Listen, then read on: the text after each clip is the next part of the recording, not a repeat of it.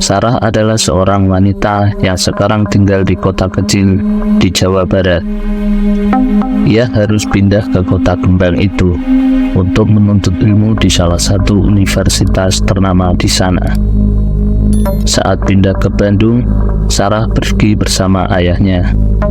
Ayahnya mengantarkan Sarah ke rumah kontrakan yang akan dihuni Sarah selama menuntut ilmu. Di kontrakan itu, Sarah juga akan tinggal bersama 2 orang saudara sepupunya yang juga menuntut ilmu di tempat dan angkatan yang sama dengannya. Saudara tertua bernama Jani dan saudara yang lebih tua dari Sarah bernama Ava. Sarah merupakan yang paling kecil dari mereka bertiga. Maklum, baru lulus SMA tahun yang sama.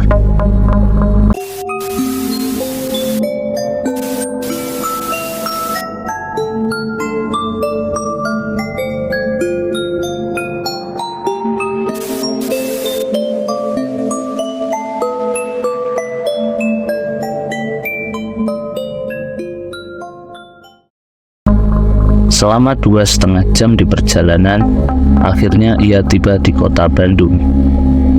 Ini adalah pertama kali Sarah tinggal jauh dari orang tuanya. Perasaan campur aduk tentu dirasakan Sarah. Setelah mobil terparkir, Sarah bergegas turun dan mengambil barang-barang bawaannya. Sembari mengangkat bawaan, Sarah dan ayah langsung menyusuri sebuah gang kecil. Berjalan sedikit jauh ke dalam dan sampailah mereka di depan kontrakan itu. Assalamualaikum. Kami mengucap salam sembari memasuki rumah yang pintunya memang terbuka. Waalaikumsalam, Mam, saut Ajani dan Teh Ava.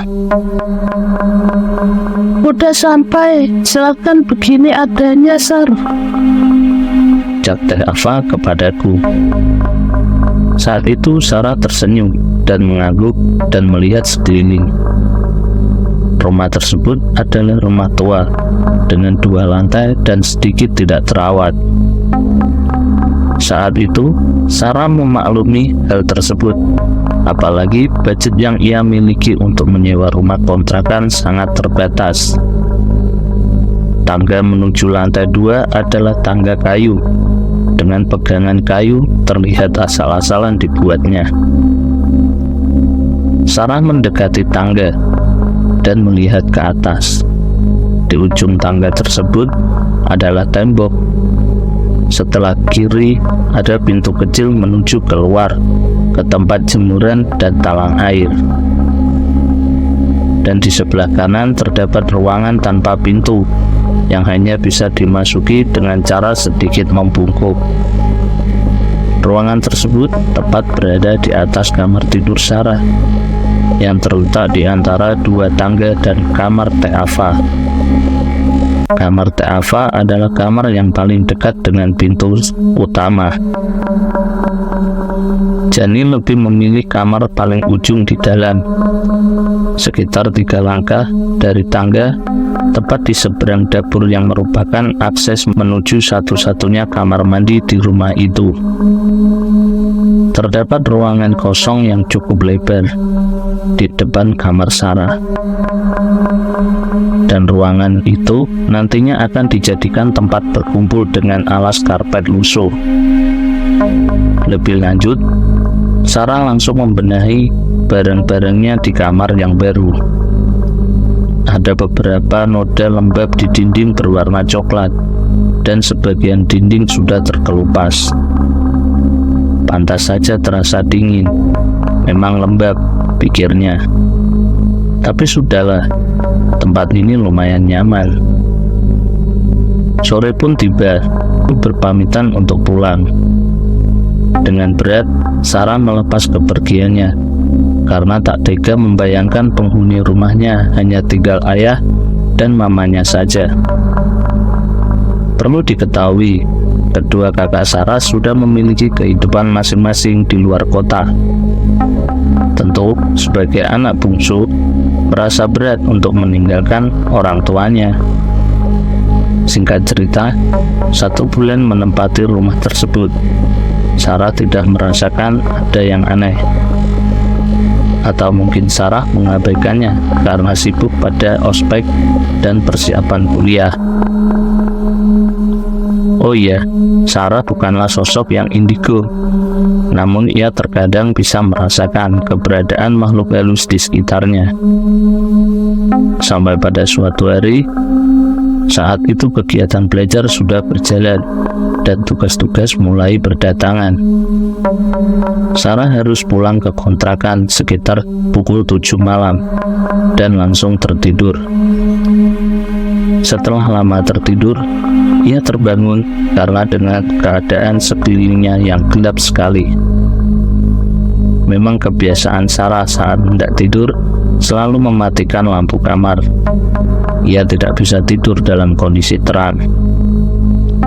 Tapi saat itu benar-benar gelap total, dan Sarah harus membiasakan matanya dalam kegelapan. Setelah nyawanya berkumpul, Sarah baru sadar jika kegelapan ini karena lampu ruangan di depan kamarnya mati. Biasanya kalau malam lampu tersebut dinyalakan dan cahayanya masuk lewat jendela di atas pintu kamar dan lewat sela-sela pintu yang rapuh. Saat itu Sarah meraba-raba mencari HP dalam kegelapan. Ternyata ada telepon dan SMS masuk selama ia tidur dari kedua saudaranya yang mengabarkan mereka tidak bisa pulang karena mengerjakan tugas kelompok di kos temannya. Yang berarti Sarah harus sendirian di kontrakan. Saat Sarah melihat jam, ternyata saat itu sudah pukul 2 malam. Ia sedikit merinding dan berusaha tidur kembali, tapi kantuknya sudah hilang. Jadi Sarah memaksakan untuk menutup mata dan pikirannya melayang ke sana kemari. Seketika ia teringat, bukankah saat pulang tadi ia membuka pintu utama dan langsung menyalakan lampu ruang depan. Sarah sangat ingat betul jika ia langsung masuk kamar ganti baju lalu tertidur. Dia tidak memadamkan lampu itu. Bahkan lampu itu selalu menyala setiap malam dan menjadi satu-satunya sumber cahaya di malam hari. Lalu, kenapa sekarang padam? Sarah hanya bisa berusaha tenang dan memastikan ingatannya. Saat hendak bangun dari tidurnya dan menyalakan lampu kamar, tiba-tiba Sarah mendengar suara lirih sekali dari balik pintu kamarnya.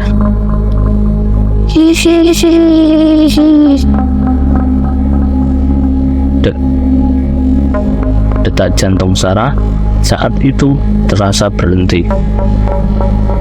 Seketika ia mengurungkan diri untuk berdiri.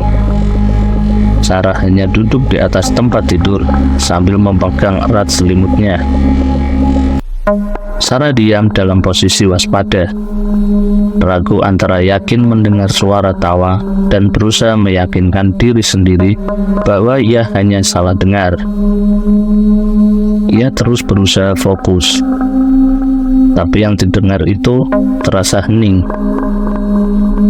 Pelan-pelan Sarah kembali ke posisi tidur.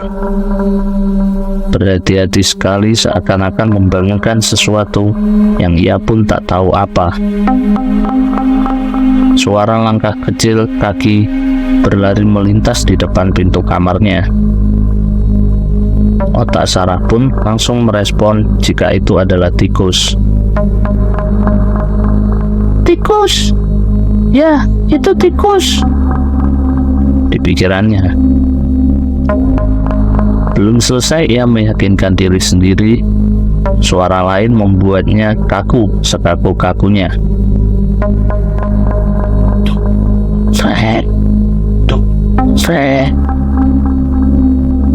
Suara sesuatu yang sedang diseret. seperti orang yang berjalan pincang dengan satu kaki diseret, berkeliling di ruangan depan kamarnya. Sesekali mendekati ke arah kamar Sarah, ke arah kamar Teh Ava, dan berputar lagi.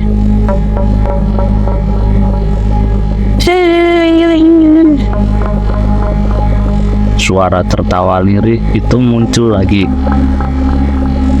Kali ini Sarah yakin jika ia tidak salah dengar.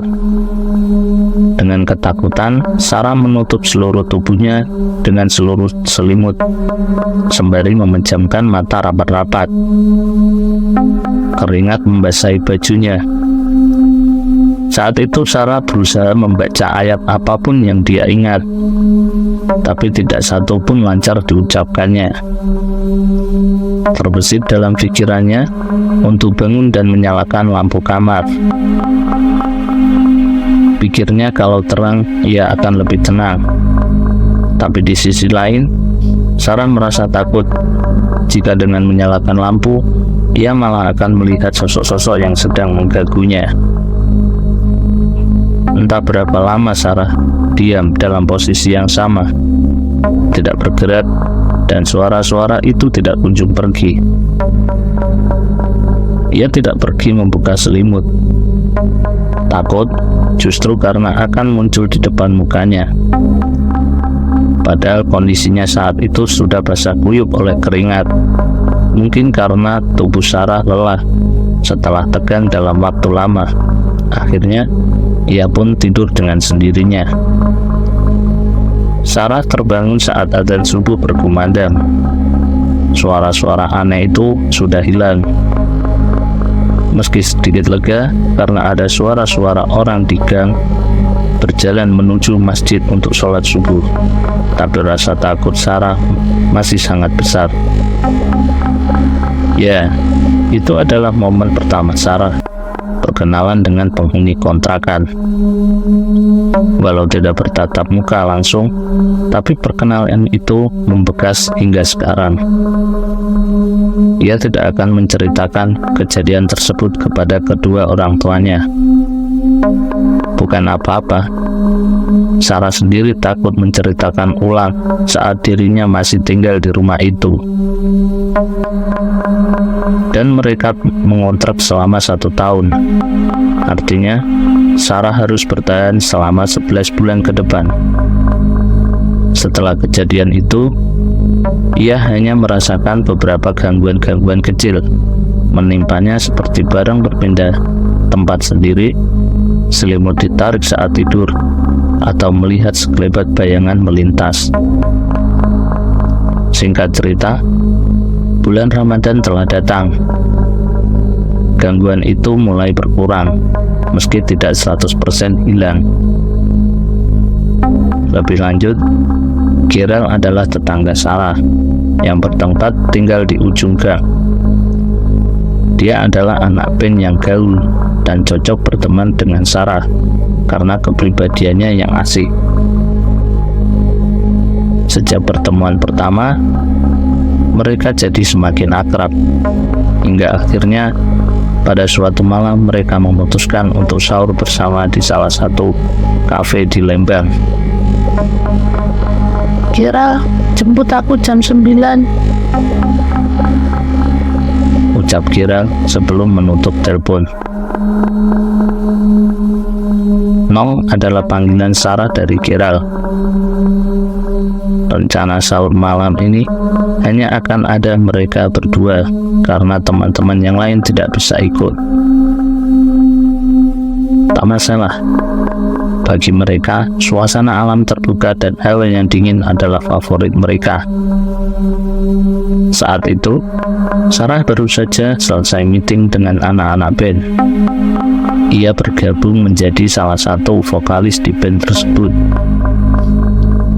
Hobi Sarah memang bernyanyi, dan kebetulan band Sarah dan Gerald ada dalam satu base camp. Base camp yang dimaksud adalah rumah di daerah Buah Batu milik Horis, salah satu personil band. Gerald tidak ikut meeting karena suatu hal. sehingga ia memutuskan untuk pulang, diantarkan oleh drummernya. Sesampainya di rumah, Sarah segera membuka pintu dan sholat maghrib. Masih lelah, ia mengunci pintu dan berbaring sambil membaca pesan yang masuk, dan Sarah pun tertidur. Dalam tidurnya, Sarah bermimpi bertemu Gerald. "Ayo berangkat," ajak Gerald. Sarah menggiling enggan pergi. Entah kenapa, ia tahu jika itu hanya mimpi. Tiba-tiba, Gerald berubah menjadi menyeramkan dan berteriak marah. "Ayo pergi!" teriaknya. Seketika ia langsung terbangun dari tidur karena kaget. Dan dalam keadaan masih sangat mengantuk, mata Sarah tertuju pada seorang yang duduk menunduk di ujung kasur dengan kakinya. Seorang laki-laki memakai topi mirip Gerald. Mata Sarah semakin berat. Rasa kantuknya semakin tak tertahankan. Tidak biasanya ia begitu. Ia kemudian menutup matanya dan tiba-tiba ingat jika pintu kamarnya sudah dikunci sebelum Sarah tidur. Lalu bagaimana Gerald bisa masuk? Terdengar suara ringtone HP Sony Ericsson, tanda telepon masuk berbunyi. "Halo Nong, Gerald bentar lagi jemput. Udah siap kan?" cecar Gerald bersemangat. "Ral, lo tadi ke kamar gue?" tanya Sarah mengabaikan pertanyaan Gerald. "Gak tuh, Gerald baru pulang ini, langsung telepon kamu." Sarah diam dengan kantuk yang mendadak hilang. Sarah langsung berdiri menyambar pegangan pintu dan masih dalam keadaan terkunci. "Nong, woi!" teriak Gerald di telepon. "Ya, 15 menit lagi jemputnya. Gue sholat isya dulu," sautnya. Ia tutup telepon dan segera keluar dari kamar. Ajani sedang bersila di ruang depan. Di depan kamar, Sarah sambil bermain HP. Tadi Gerald kesini tidak?" tanya Sarah. "Gak ada," jawab Ajani tanpa berpaling dari HP-nya. "Yang benar," ujar Sarah kembali meyakinkan. "Beneran, seharian gak ada tamu kok," yakin Ajani.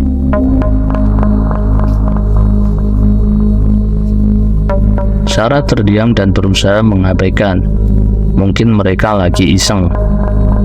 Sarah segera mengambil wudhu dan sholat. Setelah selesai sholat, ia bersiap-siap untuk segera pergi ke Lembang. Karena Lembang sangat dingin dan mereka pergi menggunakan motor. Sarah memakai jaket yang paling tebal. Tidak lupa sal rajut kesayangan warna pink. Gerald sudah siap.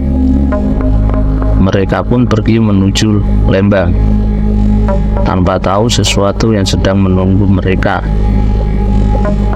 Motor yang mereka tumpangi berjalan pelan karena masih di dalam komplek perumahan. Mereka tidak berbicara satu sama lain dan hanya sibuk dengan pikirannya masing-masing. Ketika mendekati sekolah SMA, Sarah melihat seorang kakak berjalan-jalan. Sarah terus memperhatikan kakek tersebut tanpa sadar. Kakek tersebut berada jauh dari motor mereka. Posisinya di sebelah kanan jalan dan berjalan membelakangi Sarah dan Gerald. Semakin lama, semakin mendekat, hingga perjalanan berada di pertigaan SMA. Kakek itu mengambil jalan ke kanan.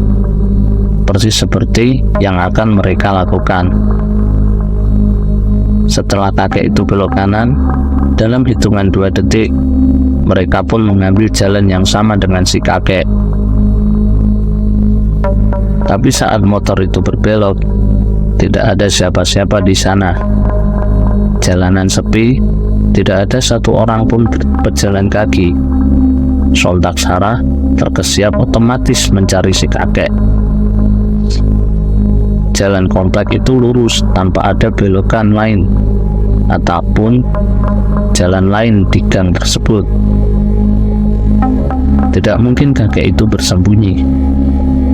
Gerald menyadari keganjalan gerak-gerik itu. "Ada apa, Nong?" tanya Gerald. Tidak ada apa-apa. Tadi kakek itu berjalan sendirian belok ke sini, ucapnya, tanya Sarah dengan panik. "Jangan ngelamun, gak ada siapa-siapa dari tadi juga," seru Gerald. Karena sudah mengalami kejadian aneh hari ini, Sarah mulai terbiasa. Akhirnya ia mencoba membicarakan banyak hal dengan Gerald untuk menepis rasa takut sepanjang perjalanan. Jalan menuju Lembang saat itu masih banyak berupa pohon yang lebat di kanan kiri jalan. Saat itu, tepat di tanjakan sebelum kafe yang akan mereka datangi, Sarah melihat seekor kucing hitam melintas di tengah jalan, dekat sekali dengan lintasan mereka. Tetapi Gerald sama sekali tidak memperlambat kecepatan motor. Refleks Sarah merebut pundak Gerald sambil berteriak, "Gerald, kucing, awas!" Teriak Sarah sedikit tertahan sambil menunjuk-nunjuk kucing tersebut. Tanpa berbibu, Gerald malah tancap gas, membuat Sarah sedikit tercengang. "Diam kamu, Nong, gak ada apa-apa," balas Gerald sewot. Sarah kemudian bengong dan berbalik ke belakang melihat ke arah kucing tersebut. Kucing tersebut duduk dan memang tidak ada apa-apa di sana. Kosong. Dan ia pun shock karena jelas-jelas kucing hitam tadi bukan halusinasi. Lanjut, mereka pun akhirnya sampai di kafe. Mereka segera turun dan memilih saus dan kemudian memakan Indomie keju kornet. Sarah memesan teh manis panas, sedangkan Gerald memesan kopi. Sebenarnya, saat itu Sarah masih gelisah karena kejadian terakhir tadi. Tapi mereka sudah sepakat tak mau membahas dan berusaha mencari topik lain di obrolan mereka. Sarah pun lupa karena larut dalam suasana malam yang dingin. Langit cerah berbintang ditemani minuman hangat. Rasanya nikmat sekali. Terasa waktu imsak datang. Tanda mereka harus segera pulang agar bisa menunaikan sholat subuh. Kami meminta bil. Saat waitress datang menyerahkan bil, dia bertanya, "Kak, teh mau pulang sekarang ya?" tanyanya. "Iya, Kak," jawab Sarah dan Gerald barengan. Yakin?" sautnya menyelidik. "Iya, Kak, biar keburu sholat subuh." Sarah membalas. "Soal tuh, hati-hati ya di jalan," ujarnya. "Ya, nuhun ya, Kak," saut Sarah. Mereka berjalan menuju kasir dan terjadi lagi percakapan yang serupa. Kasir tersebut meminta Sarah dan Gerald untuk berhati-hati. Tanpa curiga, mereka pun membayar dan pergi ke parkiran. Tukang parkir menghampiri mereka dan tebak, Percakapan yang sama terulang lagi. Berujung tukang parkir tersebut meminta mereka untuk berhati-hati. Seketika, Sarah dan Gerald pun saling pandang, paham akan perasaan tidak enak yang sekarang mereka rasakan. Dan ternyata beberapa kejadian yang Sarah alami sebelum berangkat hanya intro. Kalau saja Sarah tidak memaksakan pergi sebelum mengalami dua kejadian pertama, Sarah dan Gerald tidak akan mengalami kejadian ini. Oke, demikianlah cerita yang bisa saya sampaikan. Terima kasih buat teman-teman yang sudah mendengarkan cerita ini sampai habis. Oke, demikianlah cerita kita kali ini. Saya mohon maaf jika ada salah-salah kata dalam penyampaiannya. Saya pamit undur diri. Sampai jumpa di cerita berikutnya.